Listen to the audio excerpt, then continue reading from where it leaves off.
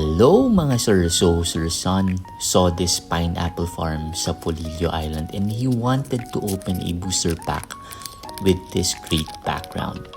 But the catch is wala siyang tripod. Ayan. Sa kwelyo lang niya kasi nilagay yung cellphone. So he tried again. Paparaan talaga. So inipit niya ngayon sa baba niya yung cellphone. Tingnan natin. Ayan. Bumagsak na naman. Pero tuloy pa rin, di ba? Yan ang hassle ni Sir Son. So ayan, nabuksan na niya yung kanina. Ito, titingnan na niya kung may hits with the pineapple farm.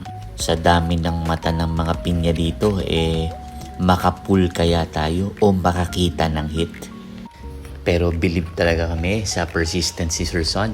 Kahit mainit, matinik ang pinya at walang tripod, gumagawa pa rin ng paraan para makapag-provide ng good content sa inyo guys. Kaya ano man mangyari, we're proud of you, Sir Son.